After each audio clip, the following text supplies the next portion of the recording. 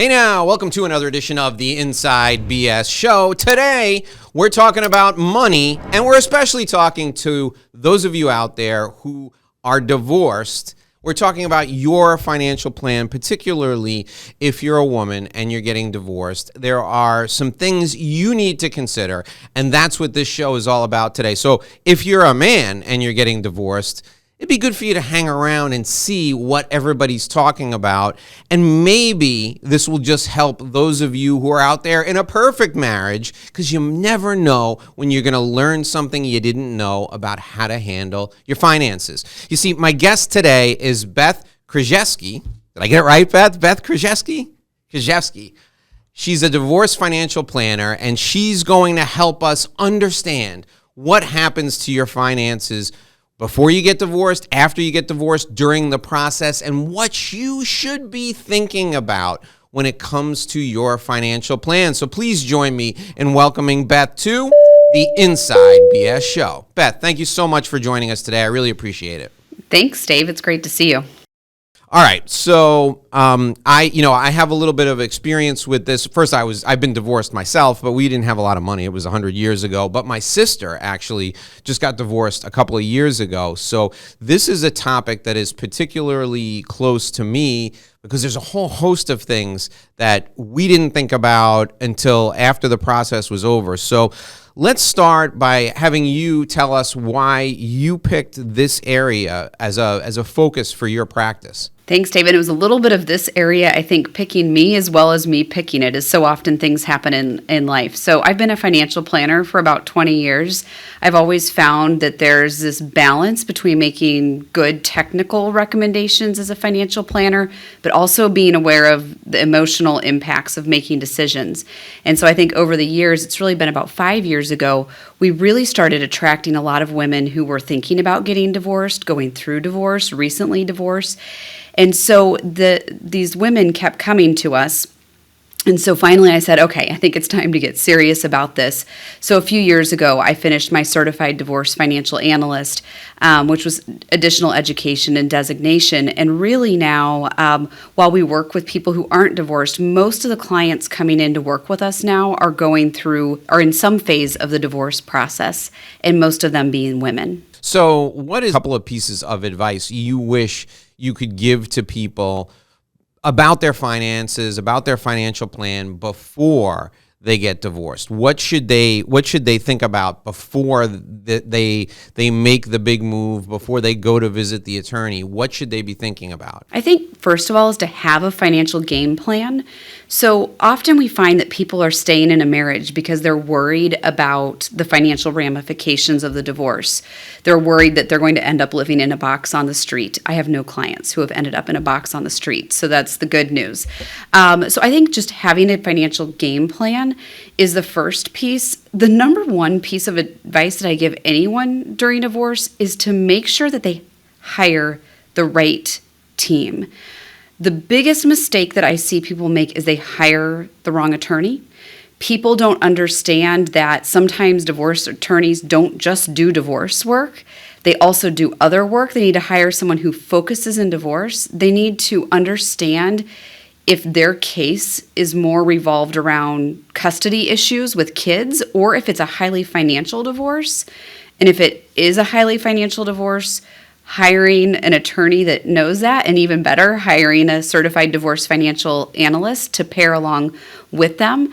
So I think overall, having a game plan, and that can be tough because divorce is so overwhelming, but to know that making thoughtful decisions about the finance during divorce and hiring the right people to support the person during the divorce. Now, Beth, how often do you come across folks in a divorce who don't have a lot of visibility into the finances in the relationship, and what do you recommend they do, before the process starts? I mean, I guess it really depends on the emotional stability of the situation, but like everybody should have visibility into their finances from the beginning, right?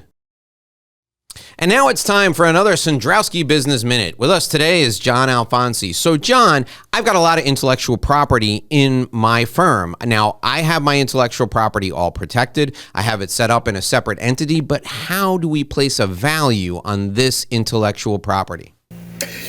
Well, in the accounting world, Dave, the bottom line answer, it depends.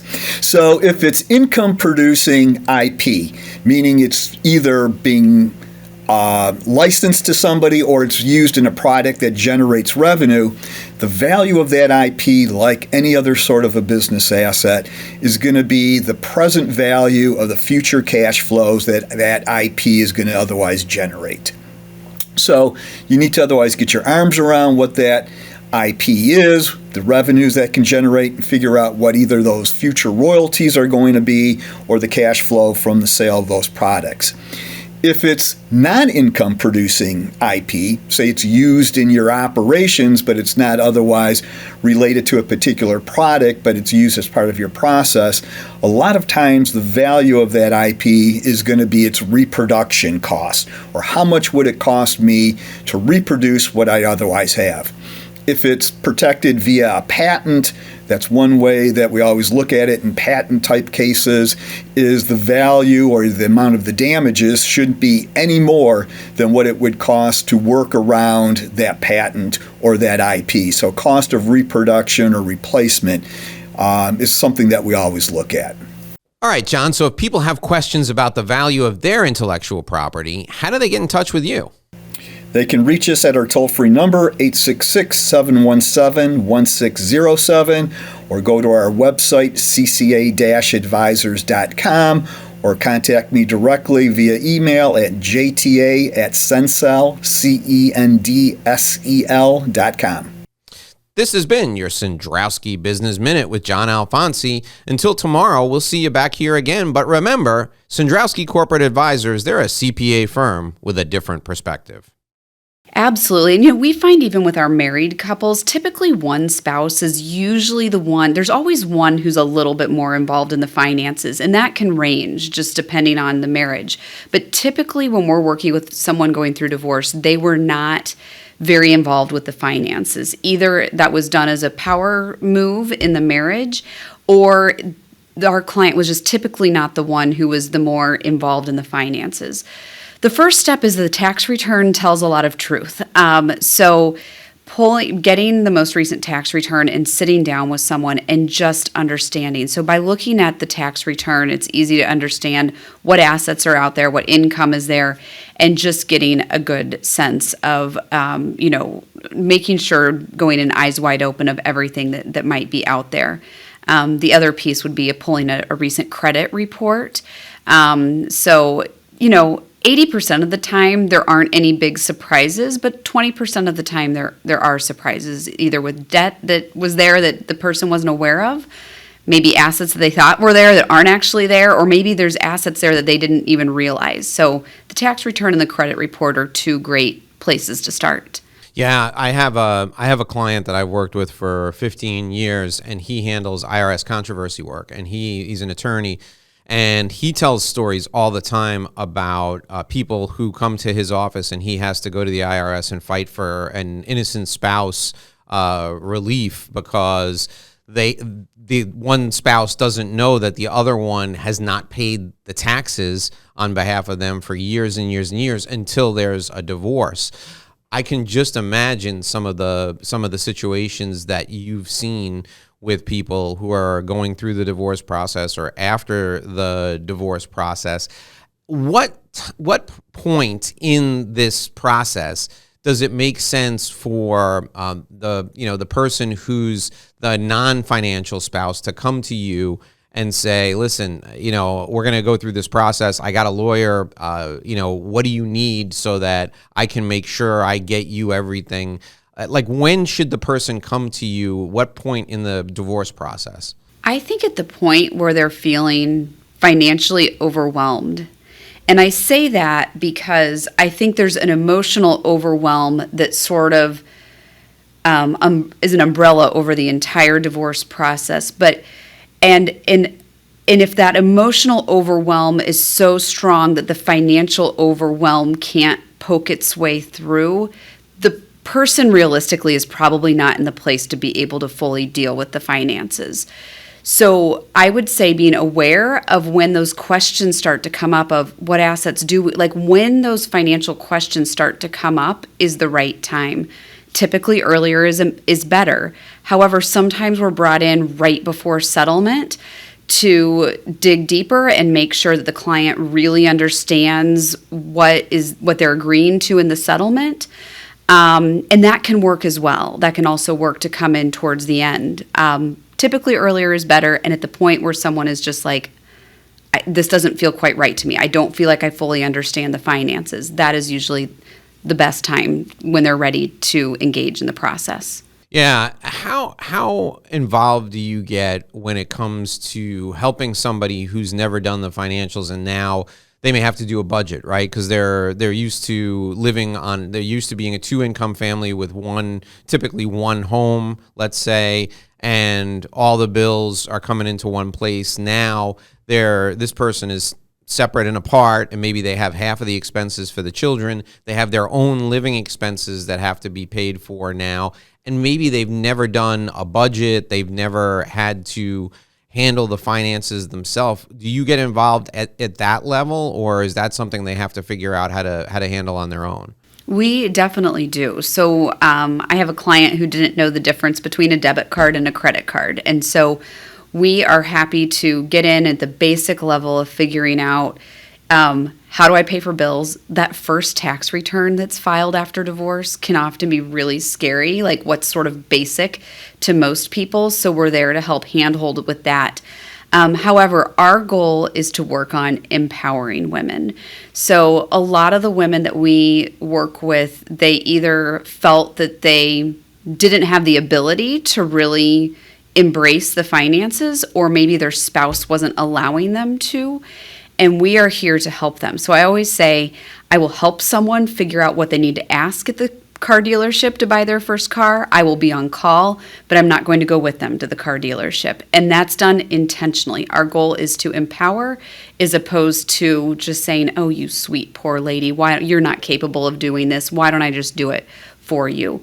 But it's an educational process where we definitely hold hands and let go when it's time to let someone go out and I say balance their checkbook. I don't know who actually balances their checkbook anymore, but we let go as people are ready. Create a budget and allocate living expenses, that sort of thing. Now, along those lines, Beth, what's your guidance on how much should be spent, I guess, on a percentage basis on like your home, your mortgage or your rent? How much should be spent? Like at what point do you know when you can afford, for example, to pay for a private education for your children, that sort of thing? What are some good rule of thumb percentages for people who are going to be new to having to make some of these decisions? So you're right. There are certain rules of thumb. So less than 20% of income should be spent on the house and living expenses.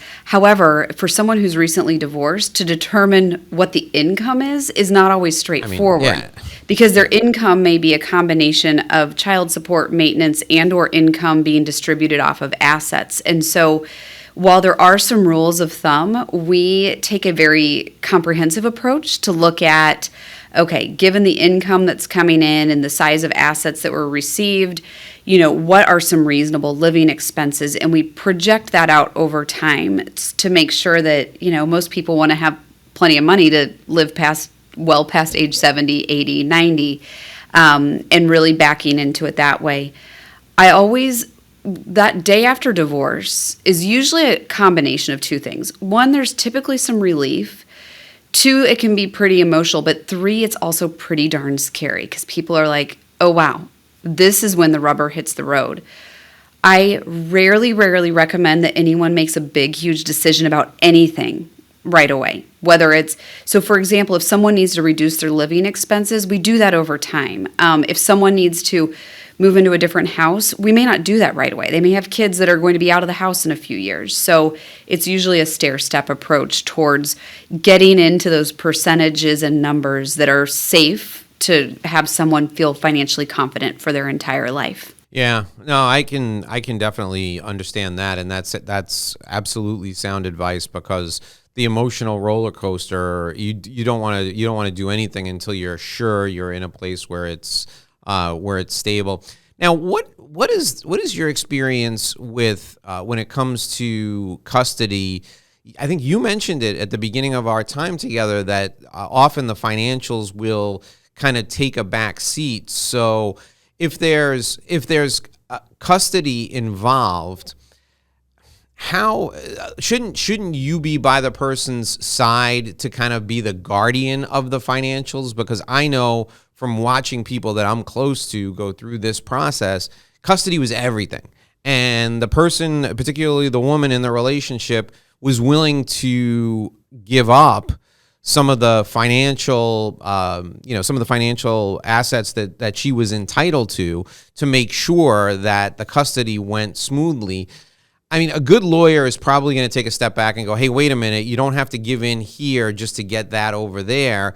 But shouldn't somebody come to you, lay out their entire portfolio, and you say, this is something you want to make sure you keep, and then go to the lawyer and say, isn't she entitled to keep this? Like, I guess this is kind of a ham-handed way of asking, look, somebody needs to watch out for the money here and make sure that you don't give up too much on the financial side to get custody of the kids. I mean, does that make sense? Yeah. And Dave, I think you said it exactly right. So this is one of the saddest things that I see in divorce. And let's just be honest about it. Like, no one does it intentionally, right? Like, no one is trying to buy their kids or sell their kids. But unfortunately, that's sort of what ends up happening sometimes in the divorce negotiation. And as you had mentioned, Dave, I think a good attorney or, having that right team along the way, it's like typically custody is decided first, right? As it should be. And then it should be like, okay, now we've decided custody. Now let's discuss finances. And when I say they need to be separate, they shouldn't be negotiated for each other. Obviously, if one of the spouses has, more custody of the kids, then the finances need to support the living arrangement that's decided for the kids. But it is a really sad and unfortunate thing when you see sort of this, all agree to a 60-40, but then split it with the kids, but then that means XYZ for the assets. That's always sad, very, very sad when it comes to that. And it doesn't have to. Well, and you said the most important word in there, and this is every conversation I've ever had with a family law attorney, whether it's here on the show or as one of my clients or just over a beer hanging out with friends. Every conversation I've had with a family law attorney is that divorce is not as much of a fight as it is a negotiation. And if you're dealing with someone on the other side who has experience in negotiating, they understand leverage. And unfortunately, in divorce, when you're dealing with children and, emotions, a lot of people will view them as leverage, especially if they want to try and maximize the financial gain from the situation. My advice to the people in my life who've gone through this is exactly what you said. Figure out take it exactly as if you were at the bargaining table with a union negotiation. What's the most important thing? Let's negotiate that first and keep everything else separate and apart, and do not allow the custody to be used as leverage. The minute that you start talking holistically about doing a this for that when it comes to the children's welfare or custody of the children, you're going to lose. I mean, you're not, and by lose, I mean you're going to be less happy than you could have been, because there's no winning in a divorce. There's degrees of losing. So you want to try and lose as small as possible, financially, psychologically, and emotionally. You want to remain as intact as possible. And that's what I tell people who are going through a divorce they should be looking for in an attorney. You don't want the attorney who's going to bang on the desk. You want the attorney who's going to help you get through the process intact or in as good a shape as you possibly can. And that's why I love your idea of having your financial advisor involved right from the beginning. So give us kind of a window into what that looks like, Beth. So, let's say a woman comes to you and she's just starting out in the divorce process, her attorney, maybe somebody that you're connected to through the group that we're a member of, Provisors, refers somebody over to you. What happens next? Yeah, and my involvement it ranges depending on the attorney. So I'll give you one example or two examples from right now. So there's some attorneys or clients who engage with us, as I mentioned, right at the end of the process, right? Like you're getting ready to sign that marital settlement agreement and you're saying, oh my gosh, is $4 million enough? Am I going to have to sell the house? Like, what does this mean? Like, so many times when people are said, hey, you're going to get X million dollars and, $10,000 a month. So if you haven't been involved in the finances, it's hard to understand the reality. So that's one case. Another extreme case is some of the attorneys that we work with, they want to focus more on things such as the guardianship and those types of issues and not the financial part. So we can be involved from the very beginning on, helping determine what documents need to be requested, reviewing documentation. We don't do the forensic work, which means that, if there's more complicated, if we're concerned that one spouse is stealing assets or something, that goes on to someone else. But we look at various settlement options saying if this spouse receives this and this one receives that, what does that look like for both of them? We advise on once the percentages are determined, which assets should be split up. We're often brought in for more complicated assets such as restricted stock, deferred compensation plans, things such as pension plans, things such as that, which aren't as easily, they're not cut and dry. So our involvement it ranges based off of the other professionals involved in the needs of the client. We're speaking with Beth Krazewski. She's a divorce financial planner. You can reach out to her at 773-975-4020, 773-975-4020. Beth, talk about some of the other things that people don't think about when going through the divorce process, and let's start with insurance, right? You probably had your insurance together, or at minimum, you were probably each other's beneficiaries. You got to get into see Beth and get that changed like right away, because you might want to, and talk about that planning process. And let's start with insurance, but let's also talk about a trust maybe for the kids, because you don't want your spouse getting any money if something happens to you. Walk us through that part of the process.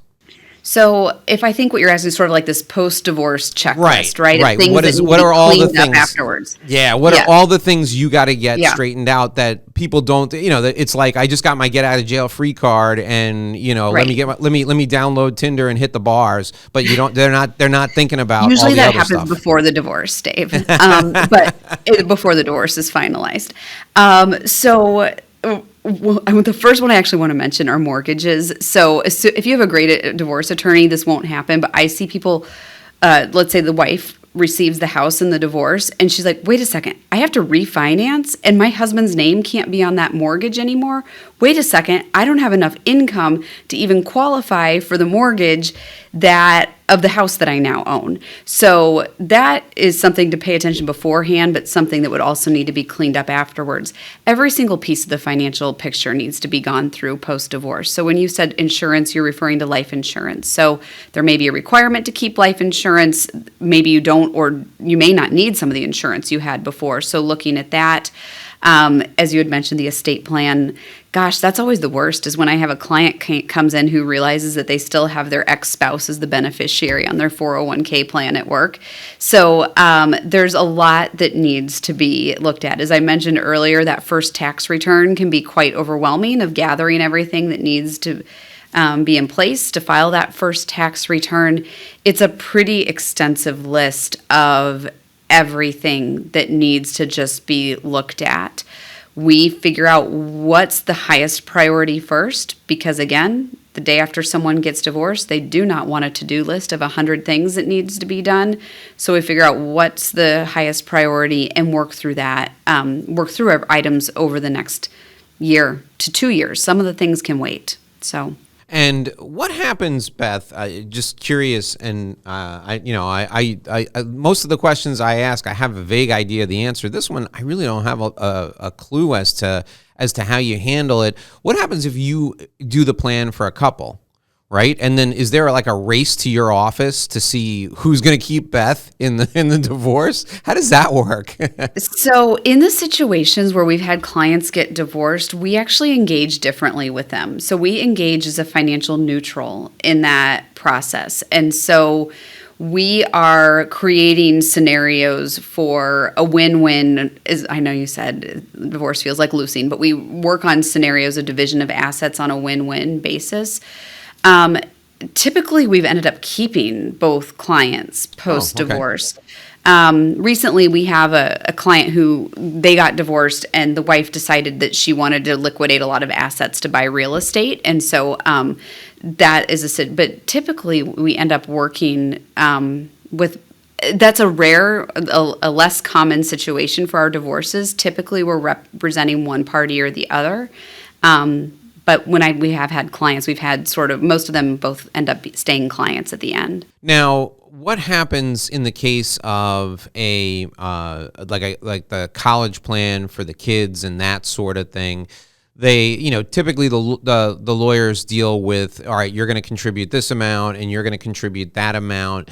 But does one parent become like the custodian of the college plan then? How does that get allocated or handled in a divorce situation? Yeah, at least in the state of Illinois, and I think this is a federal rule, that there can only be one owner of a 529 college savings plan. So it could be so let's say that owner is the wife, and let's say husband is required to contribute. Quite often there'll be a second 529 plan where the husband is the owner of that one. I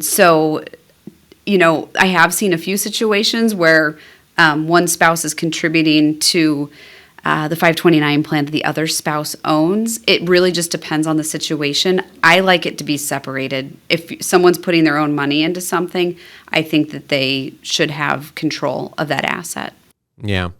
Okay. So what are some of the big misses when it comes to sophisticated people who are getting divorced? Like, a dummy like me would come to you and just be like, all right, Beth, hand me the checklist and let me go through and make sure I got everything. But there are a lot of people out there, a lot of people who listen to the show, watch the show, who are smart, right? So, and they're sophisticated and, they're professionals and maybe they think they know, or that maybe they do know a lot more about the process than I do. What are some things that you see smart people miss? What are some mistakes that smart people make when it comes to divorce? Like where you go, man, I'm shocked that this person didn't know about this. I love that you asked that smart people make, because I think people feel like they're idiots. And it's like, no, this is like, if you just haven't been through this, number one is hiring the wrong attorney. That is absolutely the number one biggest mistake.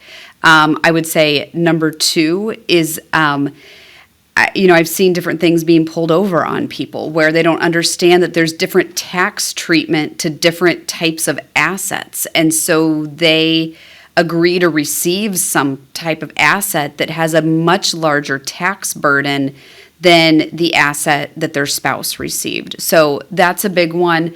As I had mentioned too, and a good attorney is going to catch all of, a lot of this stuff as well. But receiving the house and not being able to carry the mortgage, those are, again, the hiring the wrong attorney is the biggest. Absolutely number 1, 2, and 3. I want to get your thoughts on that. Let's talk about the mortgage thing. So what do we do? So in that situation, I guess you go to friends and relatives and get somebody to co-sign the mortgage for you. I mean, that's pretty much all you definitely don't want that other person staying on the mortgage.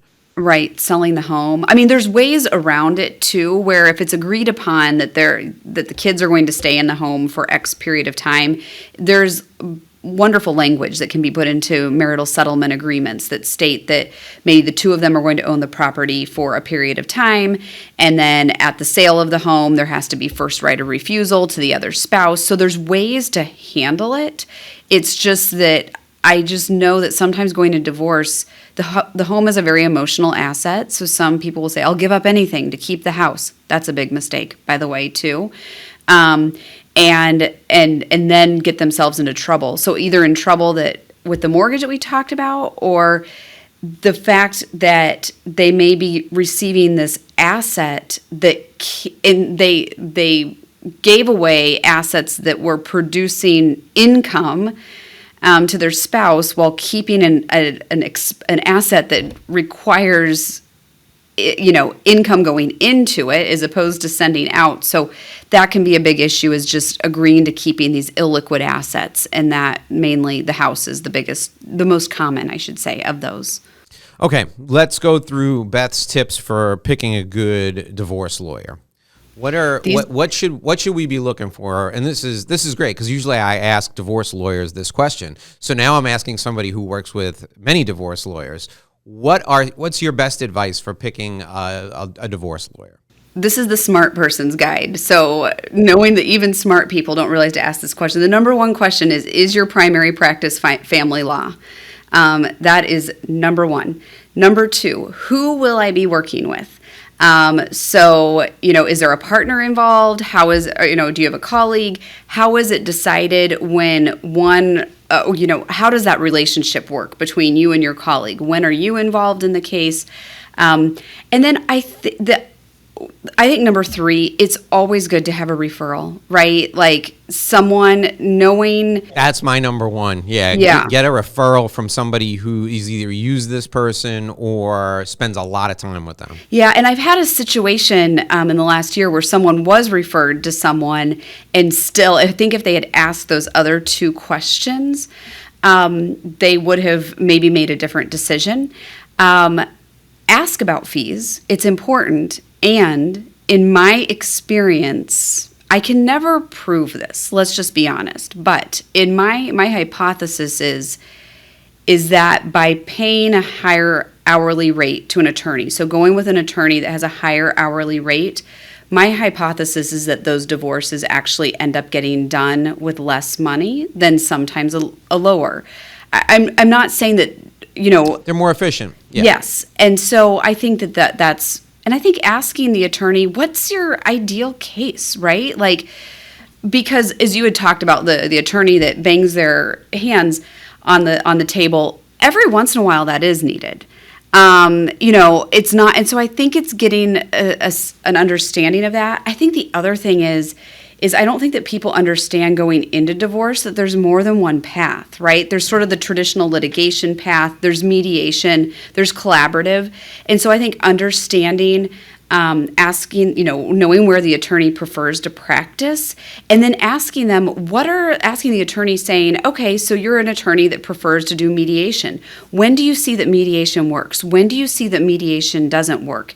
And trying to, I have another client where they had started down a mediation path, and I'm not saying it's a bad situation, but this divorce never could have been mediated. It will end up going to trial. And so I think, understanding where that attorney's sweet spot is and if your particular circumstances meet that sweet spot.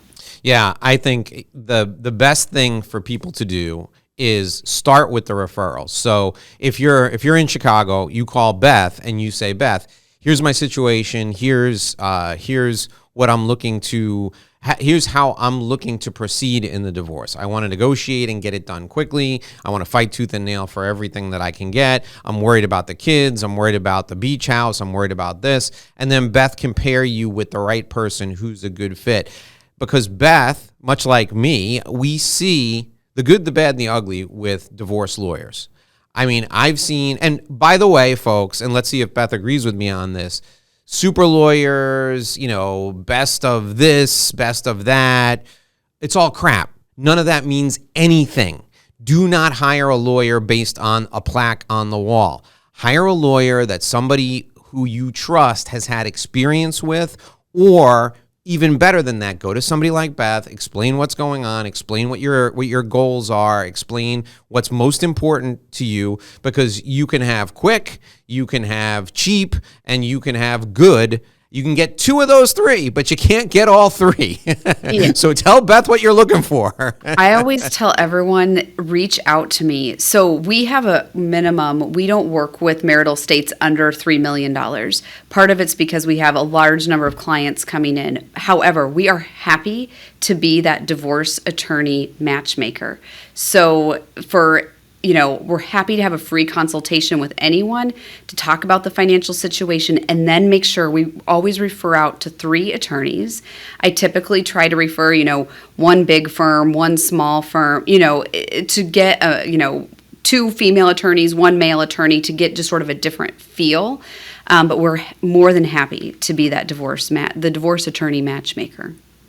Yeah. No, the worst thing you can do is go to your real estate attorney and have your real estate attorney say, "Oh, I can do that. I took a divorce class in law school." And you definitely don't. That's who you don't want. Right. You absolutely don't want. You don't want the divorce lawyer in the strip mall. You don't want the divorce lawyer who's on a billboard doing personal injury cases. Those are people you don't want. Yeah, my preference is always for someone to work with someone who only does divorce work. Now, that means they may do prenuptial agreements or adoption stuff, but they're focused purely in guardianship, family law. And that's, I have a pretty strong feeling towards that. I'm 100% with you. I would never send anybody I cared about to somebody who dabbles in divorce. That's like somebody dabbling in parachute manufacturing. You don't want to take that chance. All right, Beth, I want you to think of 3 things we should take away from our time together today. 3 things that are important for people to remember, because I need to remind folks that we are brought to you by Sandrowski Corporate Advisors. Now, earlier in the show, you heard me do the Sandrowski Business Minute. I want to remind you that Sandrowski Corporate Advisors is a CPA firm with a different perspective.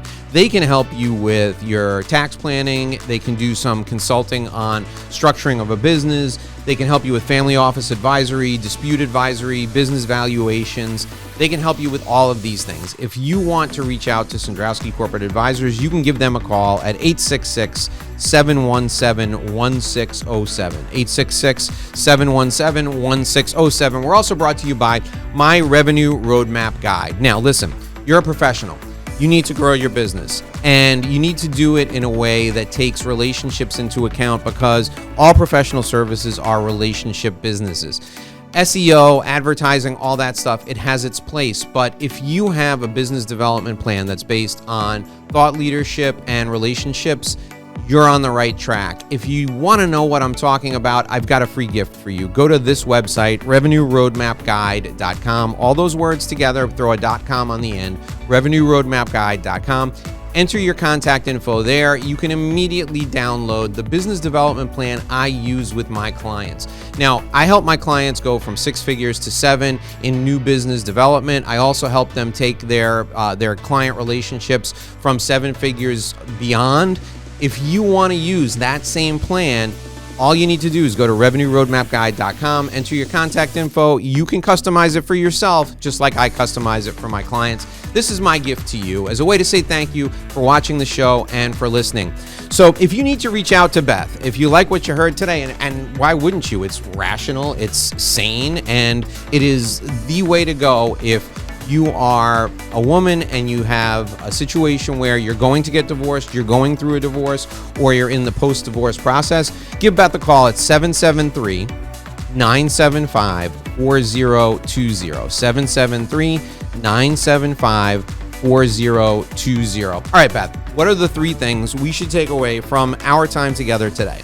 I think number 1 is having a plan. Divorce is tough. It is so difficult to sort of step in and get a plan, but if you can have a financial plan and a financial roadmap, it will make all the difference down the road. Number 2, if you haven't heard me say enough, hire the right attorney, hire the right professionals. And number 3, the best piece of advice that I give everyone, again, is that day after divorce, it may not feel great. This whole process is wrecking and destroying. But the biggest piece of advice that I tell people is if you can just look out 3 years, and as long as you are willing to be coached and be helped, I have never had a client who is not happier 3 years post-divorce than they are the day after divorce. It sucks during that time, but know that there is hope to have a better and happier life in the future. Man, that 3rd point is a killer, and I will tell you from experience, I've seen it with people in my family. Even the kids are better off. If you think that divorce is going to take a toll on your children, it's your marriage that's taking, most of the time, it's your marriage that's taking more of a toll on the children than the actual divorce itself. Beth, such great advice. I really appreciate you being on here. Folks, if you need help with this or any financial guidance, I strongly encourage you, if you're in Illinois, reach out to Beth. You can call her at 773-975-4020, 773-975-4020. Beth, thank you so much for joining us. You were a fantastic guest. I really appreciate you being on the show. Thanks, Dave. Alrighty, folks, that'll do it for this episode of the Inside BS Show. I'm Dave Lorenzo. I'll be back here again tomorrow with another great interview. Until then, here's hoping you make a great living and live a great life.